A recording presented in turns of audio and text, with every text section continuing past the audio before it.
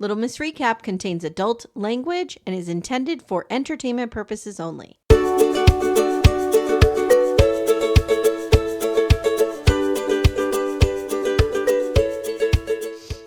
Amanda. Amy. I could not sleep last night after watching this. Don Draper is so Why is Don Draper so hot and so broken all at the same time? He is so hot because he is so broken. Guys, my name's Amy Archer. I'm here with my sidekick, Amanda. We're talking today about another gratitude episode where we are grateful for you. And we are grateful that we both have a shared love for Mad Men. One of the best written shows I've ever seen in my life. One of the best shows of all time. Hands down. It's in my top 5 all the time. When I was watching this episode, we're doing season, 4, episode 7? Season 4, episode 7, which The is Suitcase. apparently exactly the midpoint of the entire series. Okay. It is the middle episode. When I was watching, so I watched 6 and 7. When I finished, I said to Timmy, this is beautiful. This is absolutely, like, the writing is flawless. And I said to him, do we remember being this good? And I do. And he goes to me, every single episode we finish, you used to talk about the writing. So yes, apparently you do remember it being this good. Matthew Weiner, what do you do? Where are you? I know. He's so good. And do you remember the creepy kid that was Sally's friend and then was in love with Betty? Yes. That little kid. That's his son. Okay. All right. So that was a Nepo hire because he was not a great actor. No. Yeah, it was Matthew Weiner's son. It's not Weiner, it's Weiner. No, it's Weiner, yeah. Oh, I'm going to call him Weiner. It's fine. Okay. It's such a beautiful show. You would think, so Waldorf Stories is the episode 6 of this season. Yeah. And you think that's where Don's finally hitting his bottom. Yeah. Finally. Yeah. Yep. We have further to go. And then the next one is Summer Man, which is where he's like, I'm going to try some clean living. It doesn't go long. Isn't that when he goes to California? No, Summer Man is the one where he like swims the whole time, I think. Okay. All right. Timmy's favorite part of Mad Men is when, and it's like just this weird little thing, but it's the attention to detail. Yeah. It's when he and Betty go on the picnic in season 1. And they just leave the trash. He shakes the blanket off into the woods, all the trash, and then they leave. Yeah. As I was taking notes for this, is you always knew this is such a time and place piece. And this is where I think this is actually an interesting conversation to have, because I think that there's a challenge of being able to look back at times of the world, history of the world, or TV shows of a certain period, and try to like put our current 2024 lens on it. Like, there are so many racial slurs in this. Oh, yeah. Some of which I chose to pick up on because they were important to the story. Some of which I was like, we're just going to jump right over that. Yeah. But it was how they talked. I don't know if you remember one of my favorite episodes. It's Old Kentucky Home. It's where Roger and Jane throw the Derby Day party. I don't remember a lot of it, Amanda. I'm blaming this one on Young Twins. Okay, that's fine. Okay. It's the one where Roger gets in blackface and sings Old Kentucky Home. Oh, yeah, I remember that one. Yeah, and now actually if you watch like it on a streaming service, there's a black screen of death ahead of time that's like, this may be uncomfortable for people. Yeah. But that's how people behaved in 1962 or 1963. It wasn't weird. No. At all. No. It's real weird to us. Not. Did you watch this show from the start, or how did you get into it? All right. So I don't know how I got into the show. I don't remember. I have a vague memory of Timmy and I. Like I told you last night, it's one of the first shows we ever binged together. So we started dating in 2005. Okay. And the first show we watched together was 6 Feet Under, because I had watched it when it was on and he had never seen it. So I, of course, made him watch it because it's required viewing. Of course. And then we started watching Mad Men, but I don't think we watched it when it was on. I think we watched it like, what did it come on, 2010? This episode, season 4 is 2010. So I think it started like 2006. Okay, yeah. So Young Twins, there we go. Yeah, Young Twins. So I want to say we started it a couple years late, like we always did. We came to Breaking Bad in the same way. And we used to get the DVDs from Blockbuster. Okay. And then Blockbuster started doing the by mail to compete with Netflix. Right. And we started getting the DVDs that way. Nice. I always loved this show. Me too. I mean, it's amazing. I was a bit of a latecomer in that the show was on when I started watching it, but I had a couple seasons to catch up on. My mom was super into Mad Men from the start. Oh, And yeah, she I can was see like, your mother liking it. yeah, she was like, "You have to watch this. This is exactly what it was like working in an office. Everything is like the detail." Because my mom started working in 1962, 1963. She was 20 years old in 1963. Yeah. She was a secretary at an insurance firm. Okay, there you Like go. Yep. it was not in Manhattan. It was in Doylestown, Pennsylvania, ironically. But like, that Yeah. was her experience. And she's like, yeah, I had my boss's favorite liquor in my drawer at all times. And we smoked at our desk and we put the little cover on our typewriter, and men commented constantly on what we were wearing and how we Yeah. were dressing. And blah, blah, blah. I'm like, Still do in many areas. I just still want to do throw in that many out. areas. But yeah, she was just like, this is such a perfect representation. Yeah. And that's one of the things I like most about the show, is just how it is completely set in the time and place and doesn't really fall to anachronisms at all. Do you know my mother, one of the biggest history buffs I know, Mhm. has never watched an episode of this. Oh, I think your mom would really like She this. would love it. Yeah. She would not.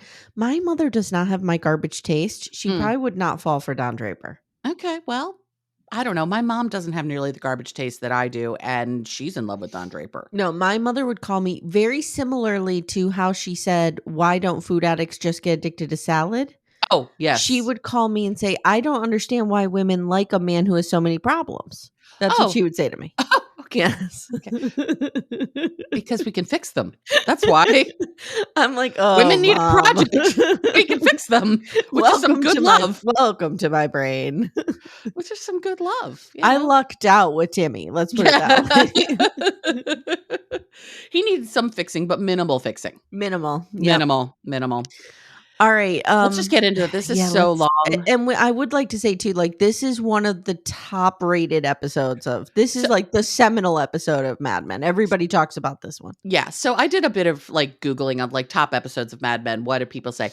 This hits almost everyone. If they actually rank the list, this is almost everyone's top 10, not number one, but it hits every top 10 list on the show. And I'm also floating right now, right here, the idea that Amanda and I cover a season of this. And I support this. Because holy moly, would that spark joy? And we know that the bar for the barrier for entry here is, does it spark joy? It does. We are our best when it sparks joy. Yes. And this sparks joy. So let's go.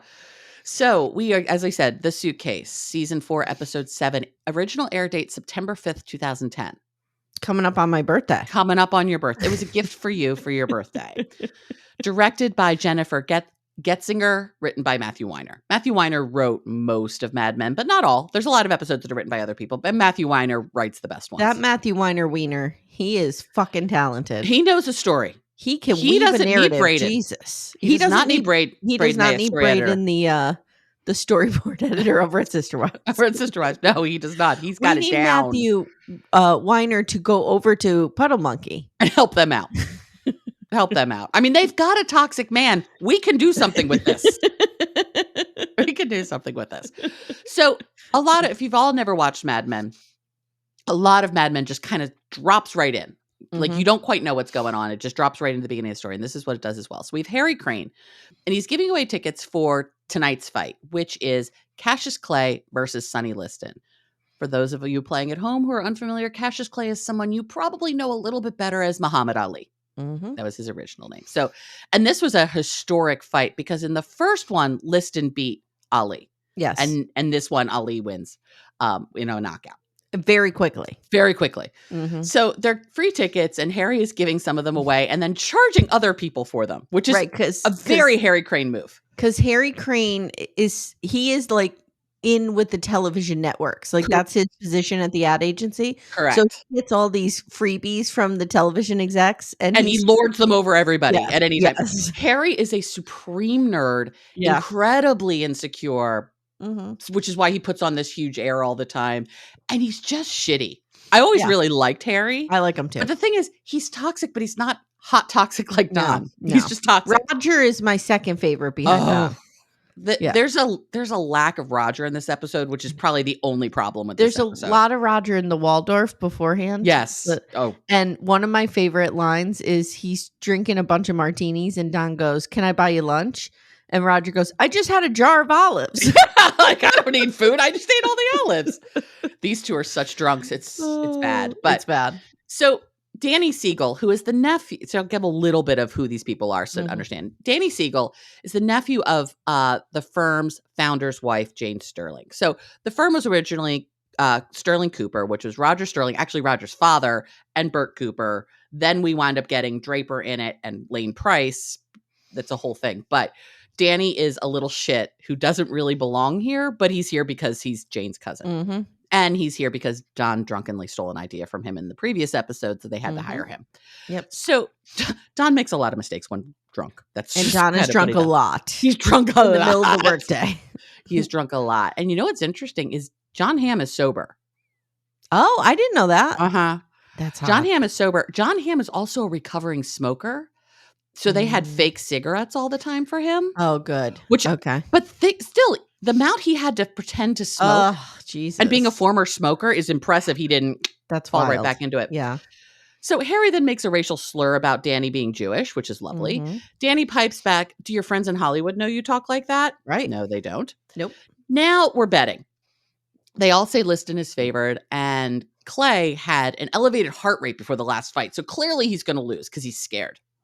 And Don walks in. Harry says he has his ticket, hands it to him. Joey, who's this piece of shit creative guy who like works under Peggy. He's such an asshole all the time. Is he the one that she got naked with in the Waldorf? No, that's Stan. That's Stan. Okay. That's Stan. And at this point, we're not sure how we feel about Stan. We eventually come to really love Stan. I like Stan. Mm-hmm. I like Stan too. And so I don't want to ruin the whole show for people. So I'm going to try not to. But that's fine.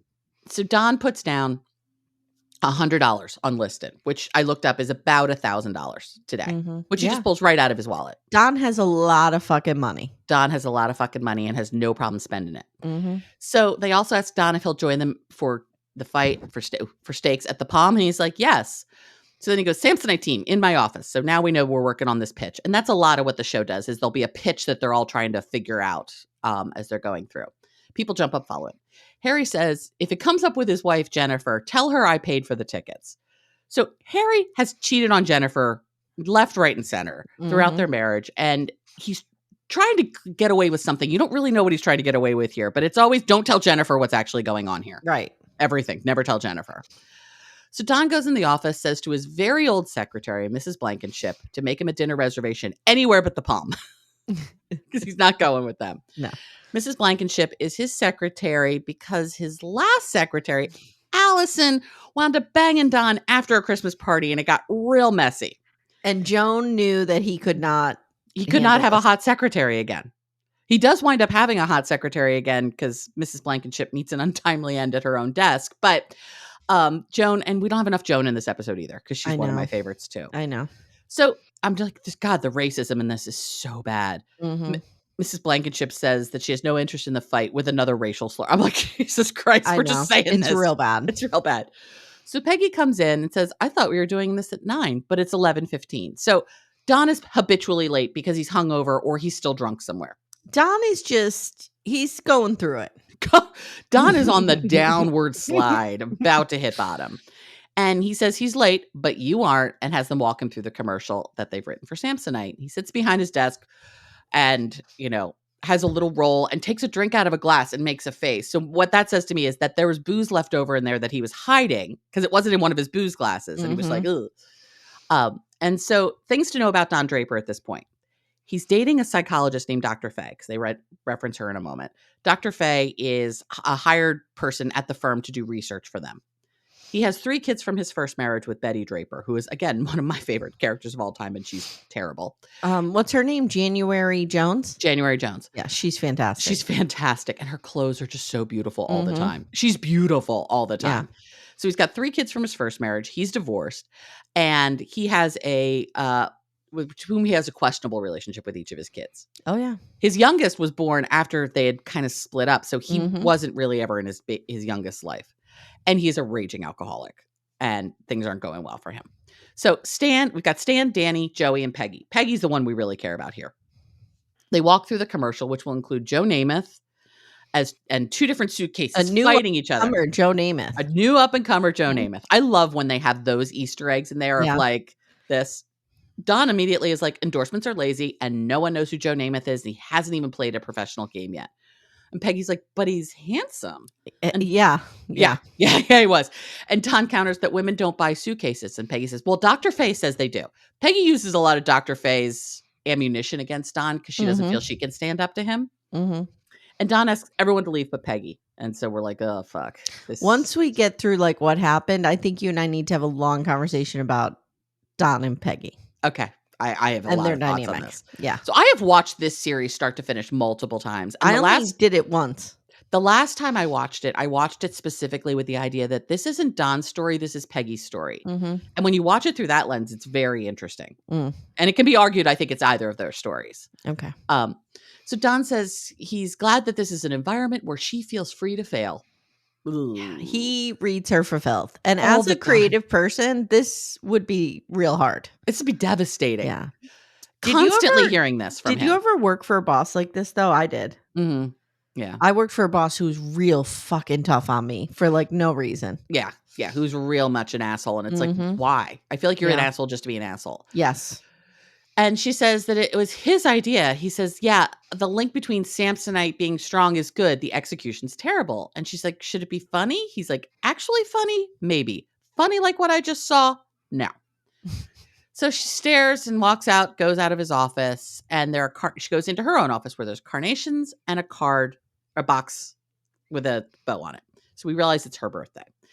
The phone rings and it's Duck. And he remembered her birthday. So Duck is an account man who Sterling Cooper had hired. And when they hired him, he was sober. Yeah. And he was great. He came with like a lot of contacts. He came with a lot of contacts, but he never really was able to deliver on what he came with. Yep. He also orchestrated the purchase of the firm by the British people, which is why he winds up getting kicked out because then they buy back the firm from the Brits because they don't want to be sold off to McCann. Everything is always about not wanting to go to McCann, who was the biggest advertising firm on Madison Avenue. And McCann is a real firm. When I worked in advertising, McCann Erickson was the firm. They're a real firm. Yep. So, and at some point, Peggy and Duck wind up banging after the firm thing happens. Yeah. And actually, the episode where Kennedy is shot, she and Duck are in bed together. Yeah. So she opens the box of cards and it says Phillips Olson, Peggy Olson, creative director. And she's like, what? Huh?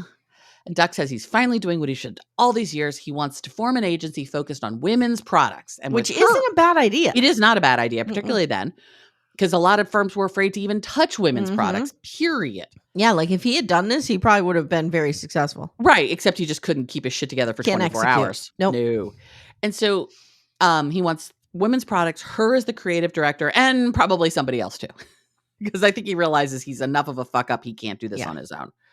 And he's having high-level talks with the people from Tampax. And he's like, Peggy, Tampax. Which was huge. I mean, they were the only. Well, and he's like, we're having talks, but like they're on the down low. You're not having talks. You're not having talks. And he's like, someone from Beljolie, which he makes a homophobic slur in that. Of course. And some folks from Europe. Just Europe. And he's like, the train is leaving the station. Woo, woo. And he's trashed. He's already trashed. And she can hear the glass clinking. Like clinking, yeah. And which is how we figure out Duck, the recovering alcoholic, is drunk. Peggy asks where he's calling from, and he says his home office. And she's like, oh, you already left Gray? Which was another big advertising firm. And he says, I wasn't wasting time with them anymore, but believe me, it was mutual. So he got fired. And she says, if he got fired, and she says he won't lie, he was inspired by what Draper did, because Draper got rid of, made his own firm with Sterling Cooper. Yep. And Duck hates Don Draper and is so jealous of him in every way, shape, and form. And he just needs some accounts, and it's tough to get a line of credit, and like he's starting to lose it. She asks, what do you have so far? And he's like, it isn't a diamond necklace, but I did spend some money on those cards. Like, yeah, not good. She appreciates the gesture, but she isn't sure if she should take this seriously. And she's like, I think you might have been drinking. And he's like, well, you're wrong. As the class clinks onto the table because he's so drunk he can't even put it down softly. And she says, I heard about the Clios. So that's what happened at the episode before, Waldorf Stories that we mentioned. The Clios are the advertising award ceremony every year. The MC, did you notice who there was at the Clios? Yeah, I think it was at this Clios. Guess who, though? Because we see the Clios twice. Is it this one where it's Jennifer Aniston's father? The guy from the Yes. soap operas? Yep. Yeah. John Yeah. Aniston. Yeah. John Aniston. Yep. I was like, Victor Kiriakis. exactly. Yeah. Exactly. I was like, ooh, Amy will pick up the soap opera I thing there. forgot, but I did. And at that ceremony, Duck gets up and starts drunkenly screaming, and they have to take him out of the harassing room. everybody, and he gets thrown out. Mm-hmm. And the big thing, the Cleos are very a very sensitive thing for Peggy because Sterling Cooper won an award for an ad that she wrote, and Don never thanked her for it. Mm-hmm. And he's parading it around like it is his own ad, which is what Don does to her all the time. And he's like, I need to see you. I need to see you. And he's like, I can't. I have plans. I'm going out with Mark. And Peggy gives Duck this little pet talk, like, go find a headhunter, sober up. Get your like shit you'll together. be fine. You have enough contacts. You're a white man in Manhattan. You'll be fine. Right. And it's 1965. We're fine. We're fine. It's May of 65. Hey everyone, stay tuned. Little Miss Recap will be right back after these words. So he says he needs her, and she was the last thing that made him feel good about himself. There's a knock on the door. She says she can't talk, hangs up the phone, and then Duck proceeds to spill the drink on himself. So that's where we leave Duck at that point. Stan, Joey, Danny come in. Stan says they're going to lunch, and Peggy says, I don't know if you could tell, but he hated it. Stan's like, well, I hated it too while we were doing it. But it was okay beforehand, but we still have to eat. And they say it's her birthday. They'll even let her talk through lunch. Yeah. You guys are such an asshole to her. Yeah. And by the way, she's all of their boss. Mm-hmm. Yeah. Mm-hmm. And Don comes back in from the bathroom, and there's a message from Stephanie from California, and it is urgent. And does she want, Mrs. Blankenship says, do you want me to place the call? And he says, no, I've got it. And he looks at the phone, and there's a photo of him on the desk with a blonde woman and him. And he hangs up the phone, puts the message away. So can I do this real quick? Sure. Yeah. Because I had to look this up last night. I was going to explain. Go ahead. You explain. Just real quick, guys. We're not going to spoil a lot, but just so you know, Don, because of his time in the war, there was some switch in identities going on, and his sergeant in the war was Don Draper, and he died. And he was Dick Whitman. And he took Don Draper's identity. And then he gets involved with Don Draper's real family. And it's a whole, I don't want to spoil it, but it's a whole thing. This is that family. This is the woman that was married to Don Draper. This is Anna Draper. And Anna Draper is one of the few people on the planet that Don can really be who he is with. Yes. And she knows who he is. She knows that he's lying about his identity. Nobody else knows that he is Dick Whitman. Very few people do. Yeah. And actually I read an article like who all knows. Does Roger know? Roger does not know. Okay. Bert does know, though. Bert Cooper knows. At this point, Peggy knows. No, excuse me. At this point, Betty? Betty knows. I almost said Betsy. Betty knows. Bert knows. Pete Campbell knows. Right, and uses it as blackmail. He uses blackmail and then tries to blackmail him to Bert. And Bert's like, I don't give a shit. He makes me money. Like, I don't give a fuck what this guy's real story is. But that is a huge part of his origin story. And actually there are so many theories about Dick Whitman. Like there was one for a while that he was the shooter at University of Texas. Yeah. Because it's a similar last name, Whitman. And then there's also a theory going around for a while that he winds up being DB Cooper, the guy who flew out of the plane. Yeah. So it's always interesting because there's always like lore around who is Don Draper really versus Dick Whitman. So he sees that and he just pours himself a drink. Roger comes in and says, their night is ruined. And Don says, it won't be. The kids are going to the Palms. We'll go elsewhere. He's like, no, it's even worse. We have to go out to dinner with Freddie Rumsen, who used to work for the firm, who got fired because he peed on himself. He pissed his pants right before a pitch. Because he was a drunk. And now he's sober, along with this guy, Cal Rutledge from Ponds.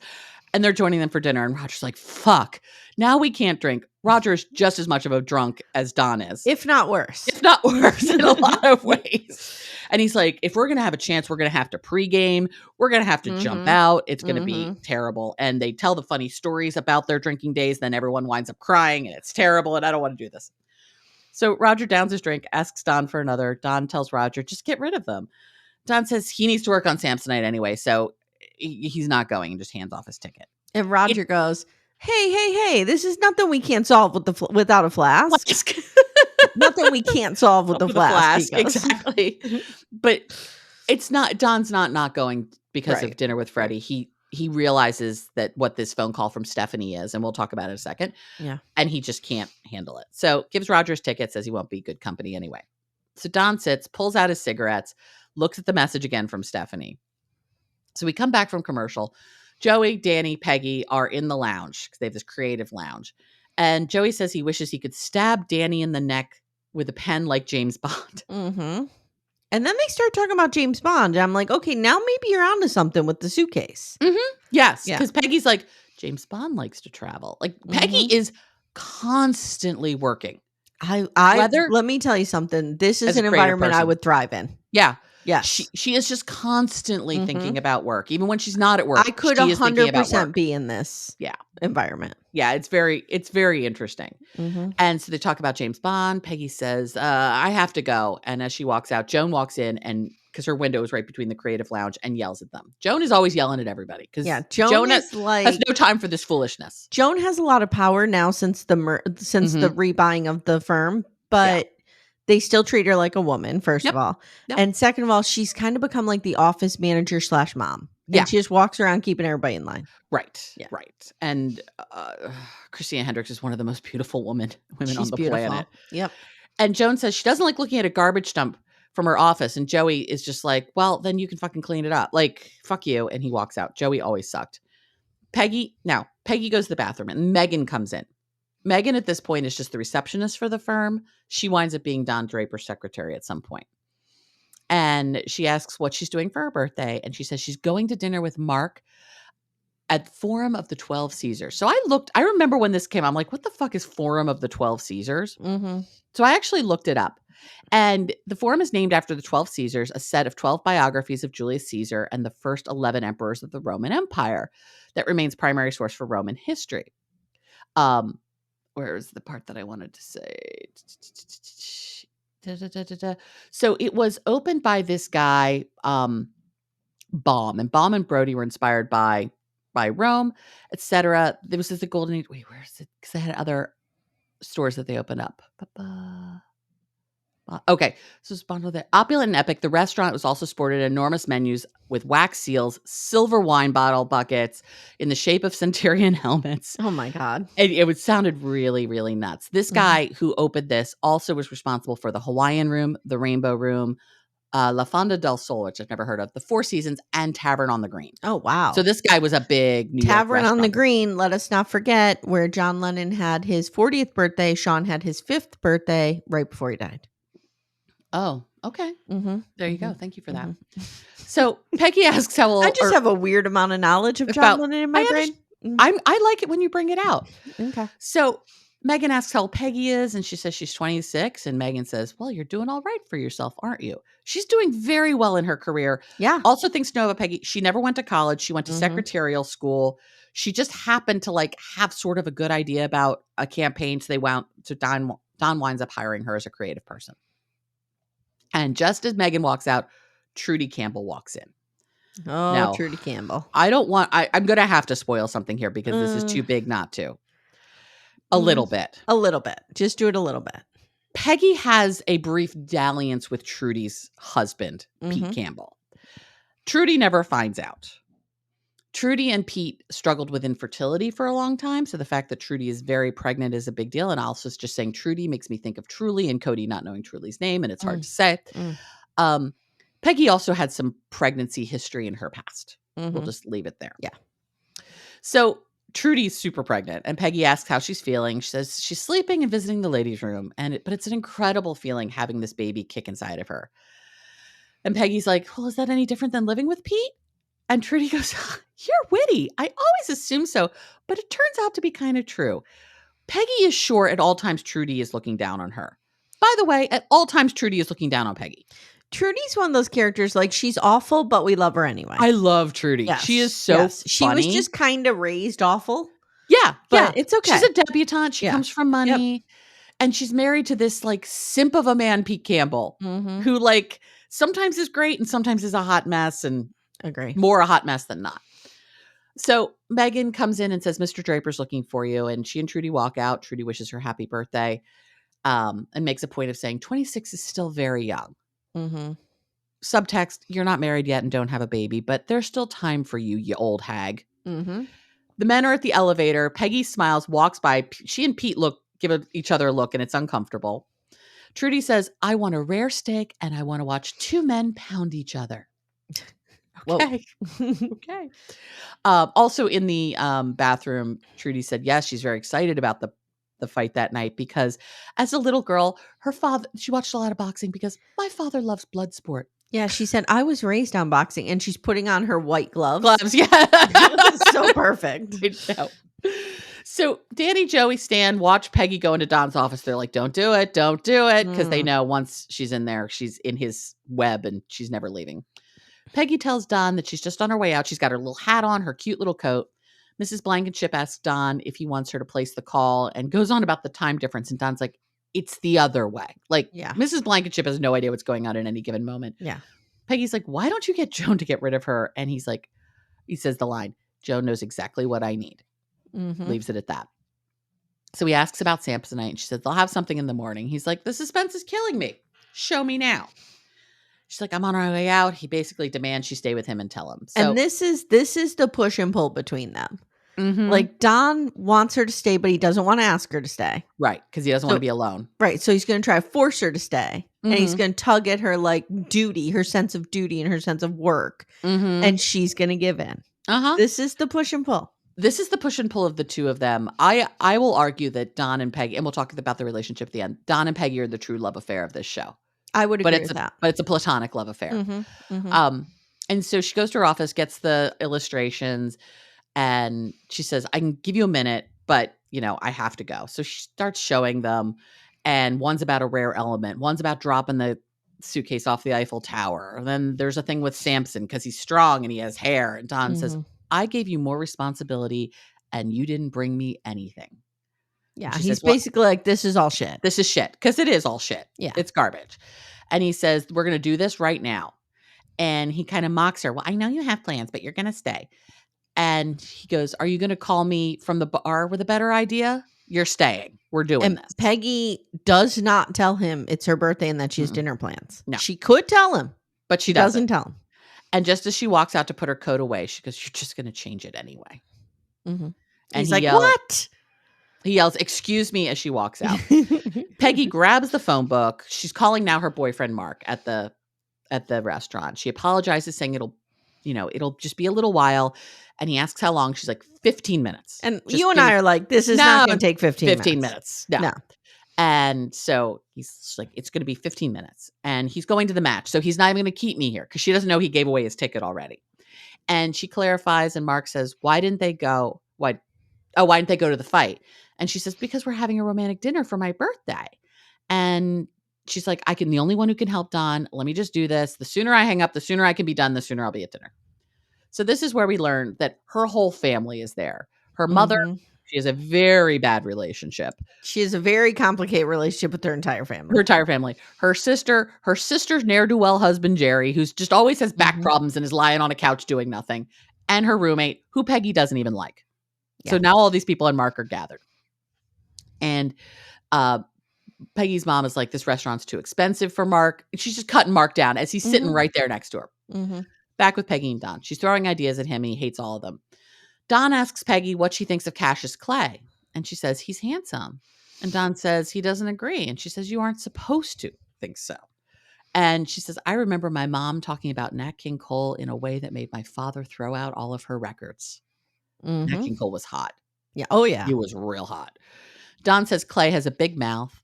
And he says, you aren't the greatest if you have to tell everybody. Liston's quiet. He just does his business. And Clay's just like a showboat.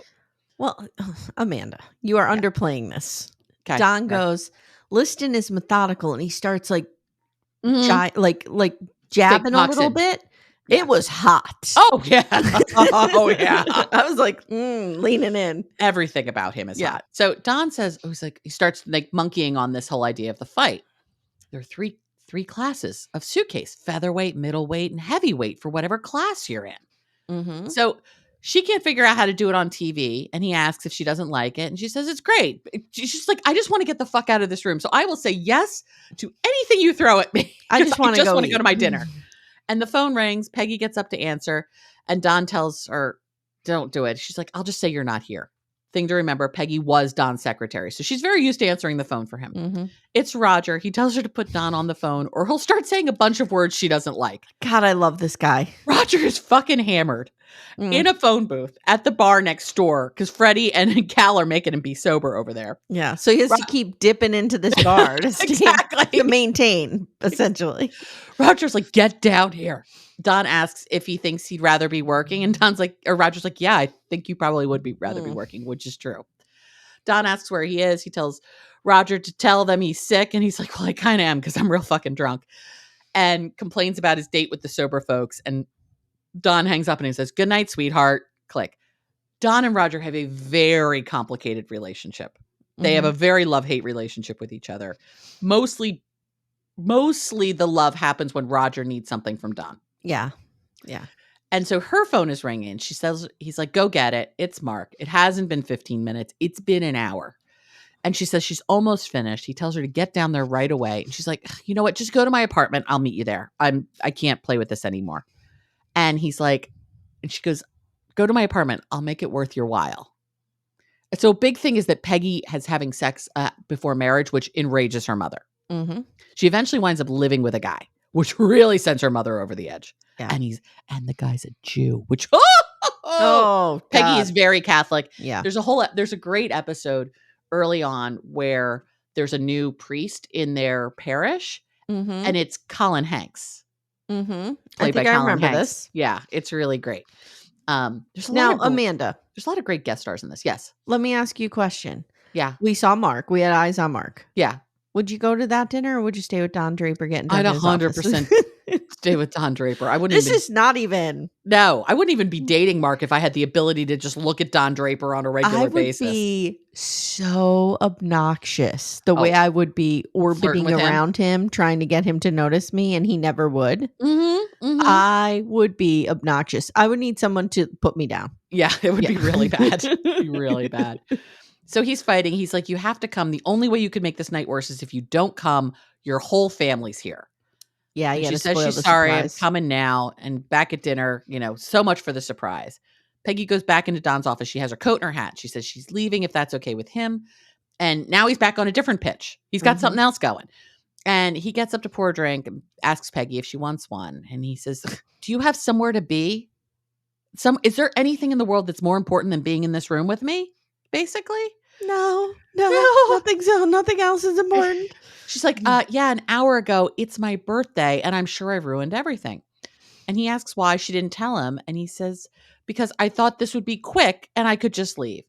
And he says, now I'm supposed to feel bad, and mocks her about this is such typical narcissist behavior. Oh yeah, like, now I'm supposed to feel bad. I'm going to set up an environment in which you don't feel safe to tell me something, and I'm going to berate you that you should have just told me. Why it would have been so simple and easy. Exactly, we wouldn't have had this problem at all. This is some Cody bullshit here. Oh yeah, yeah. And he's mocking her for even caring about her birthday because she's in her 20s. And he's like, "Do you even know when my birthday is?" And she's like, "Yeah, I was your secretary." But spoiler alert, she doesn't actually know when his birthday is. She knows when Don Draper's birthday is. Yes, correct. Not Dick Whitman's birthday. Because when Don assumes Dick Whitman assumes Don, he assumes everything. His birthday, his social security number. His mortgage. Everything. Yes. His life. Yeah. And he yells, except he doesn't.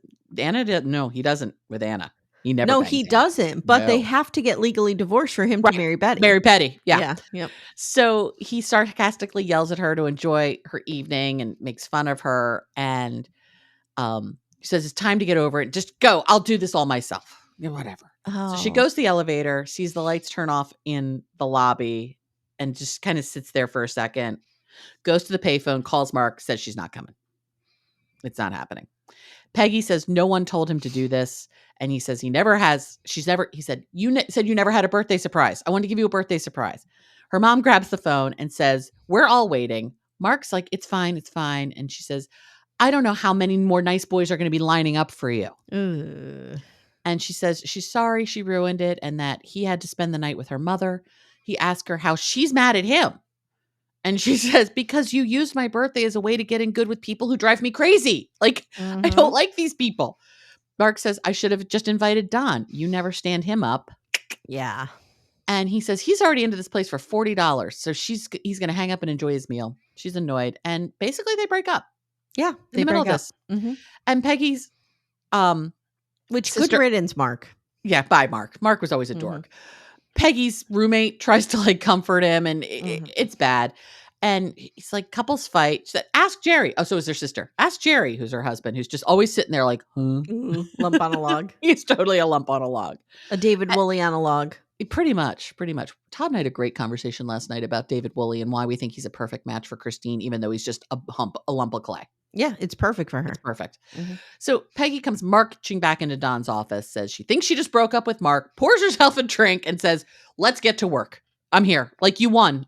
Let's just do this. You win again, she said. Exactly. He tells her to go. She could have told him it was her birthday. And she says under her breath, like, there would have been no repercussions for that. They bicker back and forth. Peggy and Don bickering is some of my favorite stuff in the world.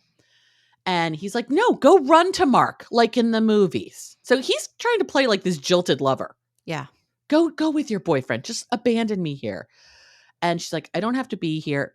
She doesn't have to be here. And he says, you don't have to be here. And she says, yes, I do. Because of a stupid idea from Danny, who you had to hire because you stole his other idea because you were drunk.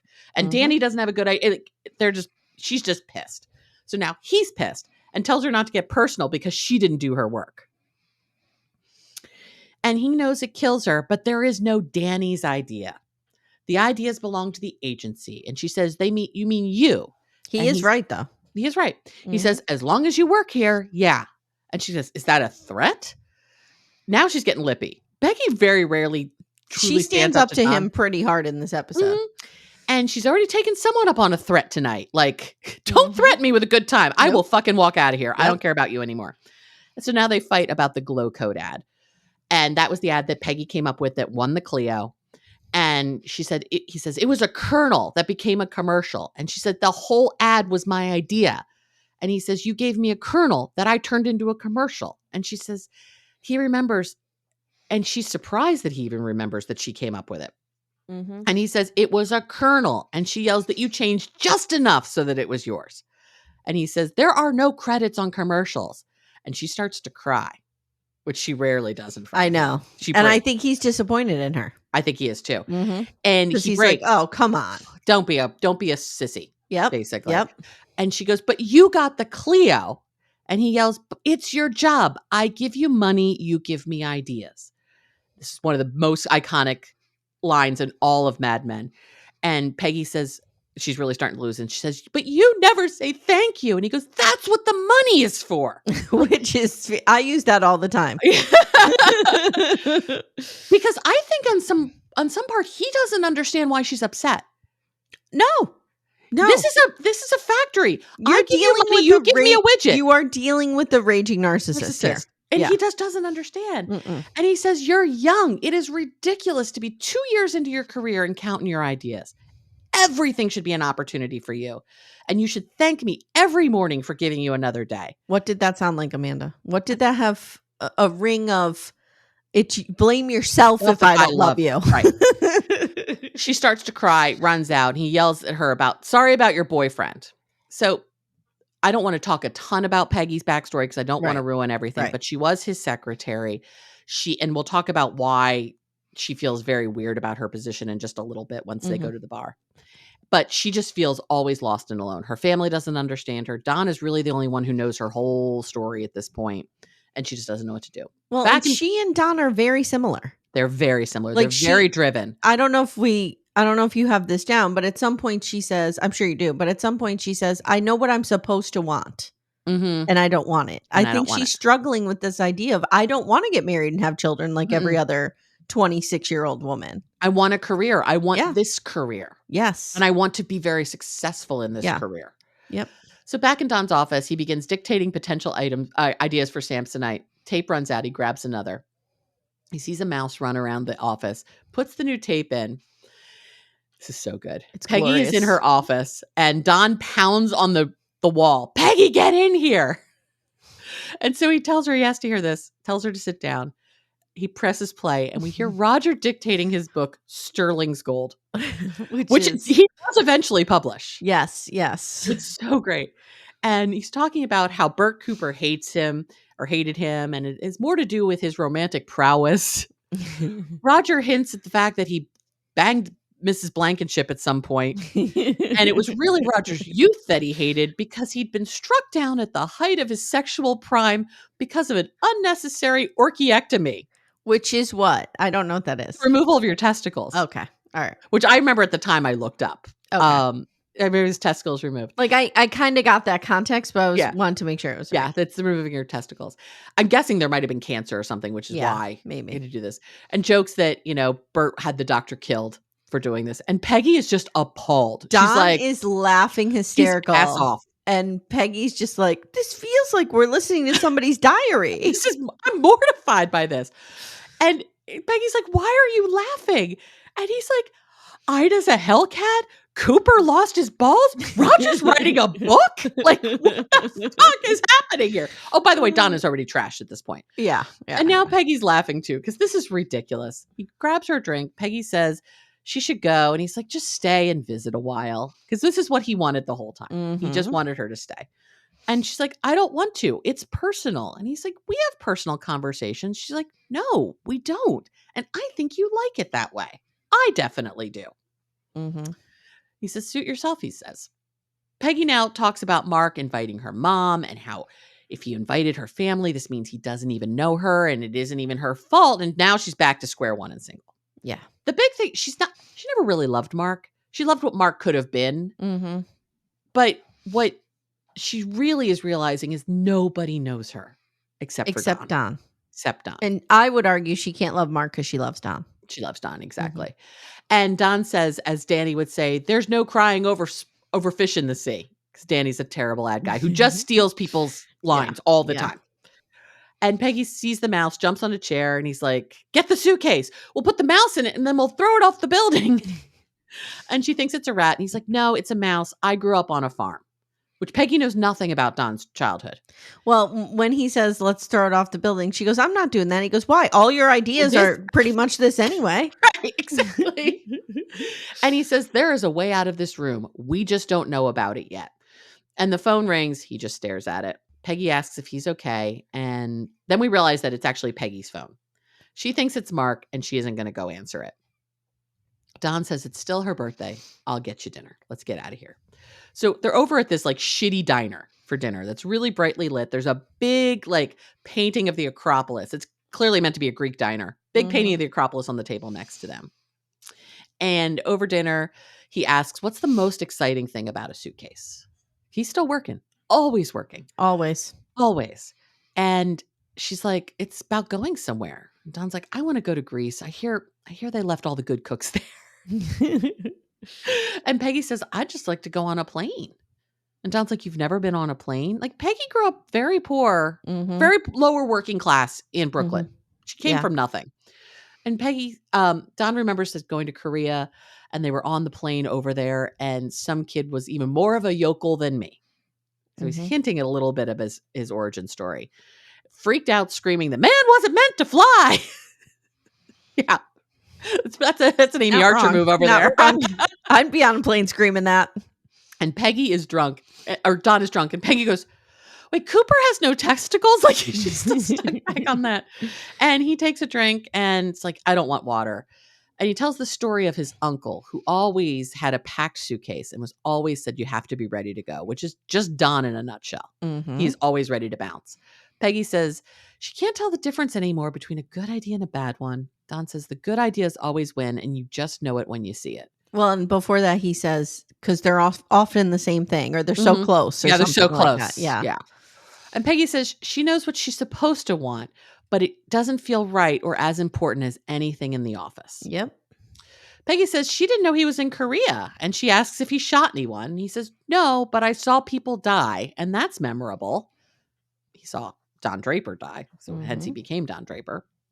And Peggy tells the story of her dad dying in front of her at 12 from a heart attack. Yeah, nobody was She says home. It's very violent. Ugh. And the TV was on, and that's why I hate sports. So I guess TV, was playing some sports thing, and that's why she doesn't like it anymore. Don says he saw his father die, got kicked by a horse. And Peggy's like, wait, are you serious? He's like, yeah, that's how my dad died. She asks about his mom. He says, I never knew her. Well, Don's mom was a prostitute, a sex worker. Prostitute is how he always referred to her, or a whore. He would refer to her as a whore too at times. And she died in childbirth. Peggy asks, why is there a dog on the Parthenon in the painting? And he's like, that's not a dog. That's a roach. Let's go someplace darker. So now they're at a bar and the fight's on the radio. And Peggy says she hates dating. She's terrible at it. And he says, you'll find someone. You know you're cute as hell. And this answers so many of Peggy's questions. Yeah. Because Peggy is always hurt that Don never hits on her. Right. He hits on everybody else. But we know it's a respect thing. Yes. He loves her, which is why he can't hit on her. The way that you earn, Don Draper respects you if he doesn't sleep with you. Which is why he never slept with Joan. Right. And why he never slept with Peggy. Because sex is something different to him. Mm-hmm. The one episode, though, that's in the future, this is not a spoiler at all for the show, but there's an episode where Joan and Don go to a bar and it's Christmas and they are flirting. They're both drunk and they are flirting with each other mercilessly. And it is so hot, but they both know they're never going to act on this. Yeah. But they're just flirting with each other and it is so great. Hey everyone, stay tuned. Little Miss Recap will be right back after these words. And Peggy says that men don't really stare at her in the streets. And he's like, would you want that? And she says, see, that shows right there, what he thinks of her. Right. Don't you want more than that? Right. He is stunned that she would want that because she's worth more than that. She's in a different realm. Mm-hmm. And she's like, yeah, that's not what you were supposed to say.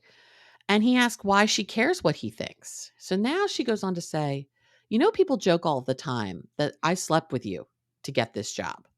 And they joke about it like it's so funny, like the possibility is impossible. Don explains it isn't because she isn't attractive. He has to keep rules about work. But he does and he doesn't. Everybody at work. He thanks everybody at work except for Joan and Peggy. Yes. And he says he has to. You're an attractive girl. And she says, not as attractive as some of your other secretaries. Yeah, she calls him right out on this rule, this work rule bullshit. Because you fuck other people at work. Because you fucked Allison and that became a mess. Yeah. And she says she doesn't want to give him any morality lessons. And they just exchange a knowing glance. Because he knows about things that happened in Peggy's past, which we're about to hint to. She says, my mother thinks that you're responsible because you're the only one who visited me in the hospital. Yeah. I won't share any more than that because I don't want to ruin it. Yeah. And Don is shocked. And Peggy goes, she hates you. Peggy's mother hates Peggy. Why wouldn't she hate Don? Exactly. Extension. And Don asks if she knows who it was. And Peggy says, of course she does. And he asks if she thinks about it. And she says she tries not to, but then it comes up out of nowhere. And she goes, playgrounds. That's it. Mm-hmm. And now the fight is getting to everyone's attention because it's now on and people are yelling in the bar, including Don.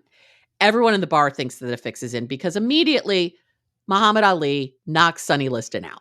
They think this is going to be this fight that goes 10 rounds and it's never going to end and it's going to be just basically a duel. Knocks him right out. And Peggy's like, what happened? He goes, it's over already. And she asks, who won? And he says, Clay, I just lost $100 in 2 minutes. So they go back to the office. Don says that the elevator's like a rocket. Now he's going to be sick. So Peggy drags him to the bathroom. He pukes his guts out. And Peggy's like, are you okay? And you can see she's freaked out by being in the men's room. She's like, I don't belong in here. And he's puking, which I don't do well with. Yeah. And he's really puking. He is really puking. And she's like, do you want water? I have toothbrush and toothpaste in my office. Now she hears someone yelling her name and goes out to find a very drunk duck roaming the halls of Sterling Cooper. Roaming the halls of the office. How'd you get in here? I don't know.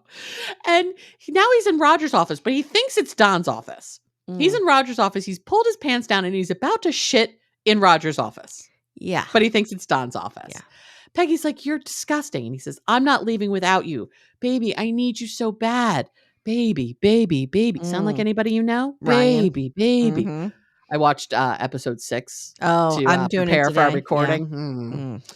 And I need you so bad. And she tries to get him out of the building and she wouldn't answer the phone, he says, because that's who kept calling. It wasn't Mark. It was Duck. He says, your roommate said you were still at work. So she's walking Duck out. Don sees him.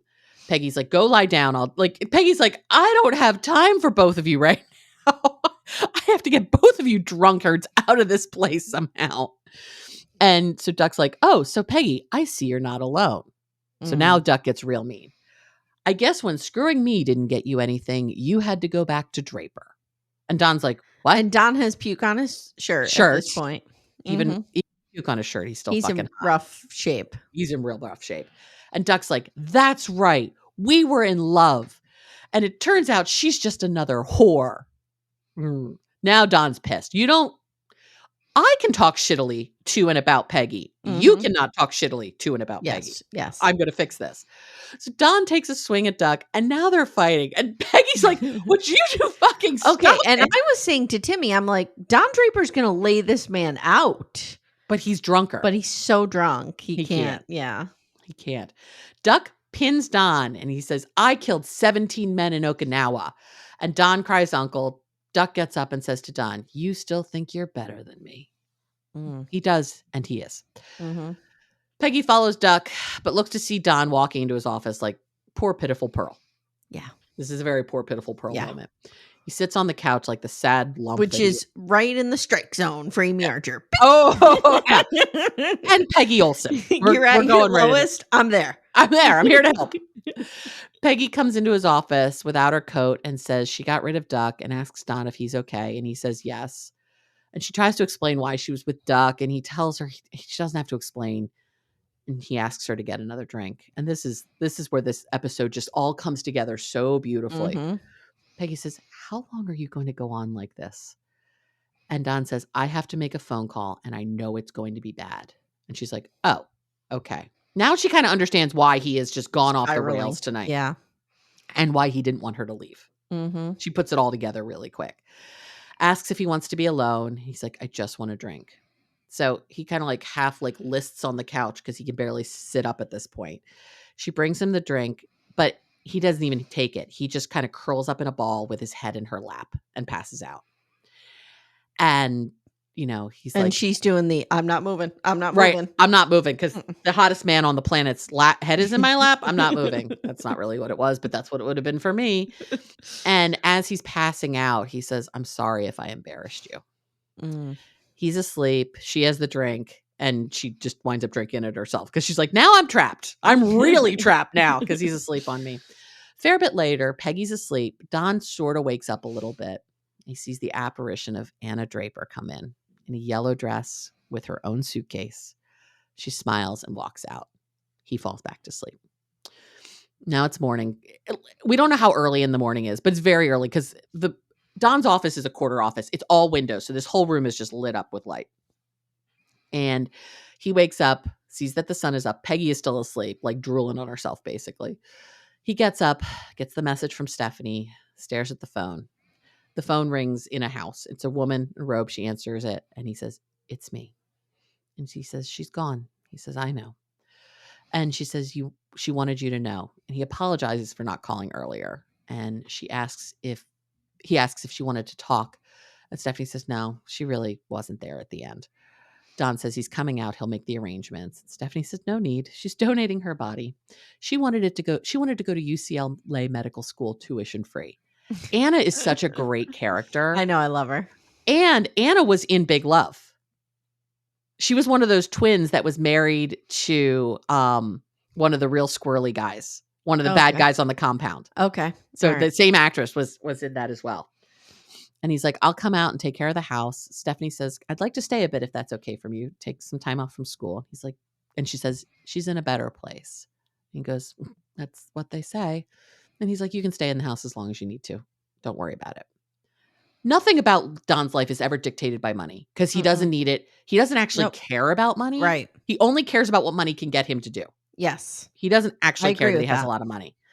And Don, so Stephanie says, it's been a long day and it's late. I need to go. He hangs up and looks as distraught as you will ever see Don in the whole series. He hangs up the phone, looks up, and Peggy's awake now and is just staring at him. And he bursts into tears. Which is stunning. Yeah. You don't get Don Draper breaking down crying in his office ever. Ever. And Peggy is just like, what do I do? What do I do? So she gets up, walks over. He grabs a handkerchief from his pocket. She asks what happened. And he says, someone very important to me died. And she asks who, and he breaks down crying. He says, the only person in the world who really knew me. Mm. And she rubs his back a little bit, and she says, that's not true. And she says, it isn't. I know you. Mm. She knows him because she is him Mm-hmm. without the raging alcoholism. Yes. Yep. And he tells her to go home. She can come in late. He'll be fine. And she says she's so sorry. And he gets it together. He's like, good night. Yeah. I broke for 1 second and I'm back. We're Armor's good. back up. Bink. And at the elevator, Peggy's yawning and she's like, I can't leave. She still can't leave him. Mm. She's not going to go back in the office, but she can't leave him. Right. And so she goes back into her office and just curls up on her own couch and goes to sleep. And just as she's trying to go to sleep, all the lights in the office turn on because I guess it's like 8 o'clock or something. She falls asleep. She wakes up to a whistle being blown in her face. These boys. These boys are assholes. Stan telling her to drop and give him 20. She's like, you're such an asshole. It's one nice thing about it doesn't happen often, but they do curse in Mad Men because it was on AMC. Mm-hmm. So they could actually curse. He says it's 10:30. Joey asks if you spent the night. Danny asks if she saw the fight. Joey says, we don't know who won yet. And Danny's like, Clay did. Read the paper, which becomes real important in a second. Peggy walks into Don's office, knocks, and he tells her to come in. And he is looking fresh as a flower. Mm-hmm. He is all cleaned up. He always had like an extra shirt and tie in his desk because things always happen. There were many nights Don didn't necessarily go home. No, people like lived at this office. Yes. Many times. Yes. And Don in particular didn't go home because he was either banging someone else or he was too drunk to go home. Right. And she asks if he went home and he says he spruced up, tells her to come over. And we have the front page of the paper with Muhammad Ali on top of Liston. And then we have this image, this like sketch of a new thing. And it's the Samsonite ad. And she says, well, you'd have to know the photo to get the ad. And he goes, this is historic. And it is. And she asks, how do we know that the tourister got knocked out? And I'm not really sure how to put it into a commercial. Like she's going to step 2, step 3, step 4. She knows it's a good idea, but can't figure out what to do next. And he's like, why are you shitting all over this? And she's like, I'm just tired, but it's good. It's really good. And she means it. Yeah. And he gets close to their hands and he takes her hand and just holds it and squeezes it. And I was like, oh my God, oh my God, oh my God. It's fucking hot. This is so sexy. Woof! Just slid off my chair. Off my chair. Little trail right off the chair. Bink! And they look at each other. She nods, smiles.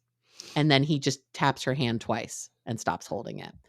And he says, take it to Stan, who's the illustrator. Go home, shower, come back, and give me 10 taglines. She opens the door and asks, do you want it open or closed? And he says open. Mm-hmm. And we fade out with Simon and Garfunkel's Bleecker Street. Mm-hmm. One of the most beautiful hours of television ever. Actually, it's only 42 minutes. I loved every minute of it. I love every minute of this episode. So let's talk their relationship. Okay, first let me talk about something I want to talk about with Matthew Weiner.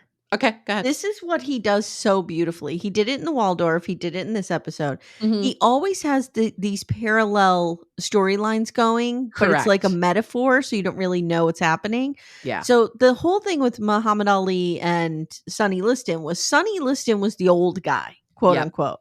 So he was 34 at the time. He was saying he was 32, but a lot of people thought he was 34. And Cassius Clay, Muhammad Ali's like 22. Mm-hmm. And he's like, fast, and it's so symbolic of what Don is fighting, right? Like Don is this old guard, right? And here's Peggy and these young kids who like have Peggy certainly has as much talent as him. Mm-hmm. Yeah. The only thing holding Peggy back at this point is that she's a woman. Correct. But it's just this beautiful like dance between old and new throughout the whole episode.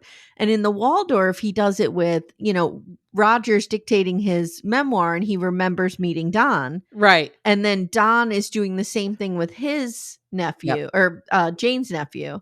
Yeah. There's so many parallels all the time. Yes. And Don and Roger's relationship is really fascinating. We could have a 4-hour conversation just about their relationship. It's just the writing is like flawless. It's beautiful. It is. And if folks aren't familiar, Matthew Weiner, the showrunner and the creator of Mad Men, which is the thing for he which also wrote The Sopranos, right? He was the executive producer for The Sopranos as well. Which is another one of my favorite shows. And then he tried to do the show The Romanoffs, but it only got one season. Didn't do well. I didn't do well, which is a shame. It only got one season. So Peggy and Don. I said to Timmy last night, we had a little talk about this. I am going to have a different take, and I believe she is romantically in love with him. Okay. I believe she is in love with him, always has been, always will be, hates herself for it, tries to knock it out of her because she knows, like, Peggy is somebody who operates from her mind, not her heart. Correct. So she knows Don is not a good place for her. No. But if Don like cleaned up his act, she would be right there with him. She would be right there with him. Yeah. I could see it. I think it vacillates for her. I don't think it's entirely romantic love. I think there's the mentor mentee piece of it, which is huge. I think that the two of them have a knowing of each other that no one else gets. There is no other woman on this cast or in his life that meets him, gives him the intellectually meets him. Thank you. Intellectual challenge that he needs to be interested. It's hard to keep Don Draper interested. Correct, which is why he jumps from woman to woman to woman all the time. Yep. And like you said, if he respects you, he's not going to try to sleep with you, which is why he doesn't with Peggy. And I think a lot of that has to do with his mother. He's got a lot of fucked up views of sex. He's got a lot of fucked up views of sex. So his mother dies in childbirth. His father marries another woman. His father dies. That stepmother goes and marries somebody else, this guy, Uncle Mac, I always had the sense that Uncle Mac was up to real no good, but we never knew it in particular. But they owned a brothel. Yeah. So Don was raised in a brothel. Yep. Don had sex for the first time with a sex worker. Yep. Don has no sense of family. And you can actually see it all the time, too, with being a father. He doesn't know how to be a father. Yeah, I agree. He does much better with Sally than he did with Bobby. Well, first of all, there were 29 actors who played Bobby. Every other week, it was a different Bobby. But Sharon Kipka, who was Sally, she was stayed great the entire time. Yeah, she was great. Really great. And you could see him trying to be a good father for Sally, but he didn't know how to do it. And he knew he wanted to respect her, but she was also a girl. And I think in a lot of ways he would parallel Sally and Peggy. Yes, I agree. I think he was the father to Sally, the father to Peggy that he wanted to be to Sally a lot of the time. Yeah, that makes sense. Because he didn't know how to do it. And I think for Don, like it's very black and white with him. With women, there's no nuance. He doesn't think that. That's why he said to Peggy that line, like, "Is that something you want? Like men looking at you on the street?" Because for him, it's like the Madonna and the whore. Oh yeah, like, he's an absolute Madonna whore person. Yeah, you can't. There's no. A woman can't be sexual and smart. Correct. And it's interesting. And it's interesting. You say the Madonna and the whore. In the very first episode of Mad Men, we first don't know that Don is married. We don't know that Don is married till the very end. The first woman we see him with is Midge, who's an artist in the village with whom he's having an affair. And she eventually comes back as a drug addict and like tries to steal money from him essentially because she's a heroin addict at that point. Yeah. So and she's a brunette and she lives in this dark place and she lives this very bohemian life. And then he comes home to the beatified, beautiful Betty Draper. Yes. In their beautiful life. And it's very much a Madonna and whore because he cheated on Betty constantly. All the time. And then cheated on his second wife all of the time. Yep. All of the time. Yeah. The only person he never cheated on was Peggy. Yep. Yeah. The only woman he had an intimate relation and Anna. He didn't cheat on Anna. Yeah. But Anna was fascinating though. Anna was his mother in a lot of ways. I could talk about him forever. You know what would be a great college class, like a psychology and writing class together, like a writing credit class psychology. Don Draper, the psychology of Don Draper. Yeah, that'd be a really interesting class. He's a fantastic character. He is, and he's really fucking hot. And here's the thing: I mean, John Hamm is good looking all the time because he's just a objectively but when he's man. Like in comedies and stuff, I'm not as attracted to him. Not as attracted to him at all. You need to watch The Morning Show because he winds up in the most recent season. You guys are telling me I need to watch that. It's good anyway, but he's in the most recent season, sort of an Elon Musky kind of guy. But he's so sexy because he's so crazy and evil. Okay. All right. And he winds up banging Jennifer Aniston. Okay. And if you want to talk about an aggressively perfect, good-looking couple, Jennifer Aniston and John Hamm, like they are just objectively hot people. I'm still over here hoping for the reconciliation of Brad Pitt and Jennifer Aniston. Still over Oh, here, wishing I want for it. I want better for her than that. Oh, he's hot. He was only hot once, and a river runs through it. Wow. Hot Mm-mm. take from Amanda, guys. I've said this before. The only time he was hot was a river runs through it. For the rest of time, he looks like he smells bad. Our record stands. We would never compete for a man in a We bar. really wouldn't. No. We wouldn't. No. No. All right, guys. This has been your Mad Men. This has been Mad Men. This And is our joint pick episode. I am begging you guys to beg us to cover it because I want to do it so badly. We're gonna find a way to do this. Yeah. Even if we do similar to what you want to do with 90210 and do favorite episodes or something. Yeah. To do the whole show. Just like to do the whole show. The whole show in its entirety is 92 episodes.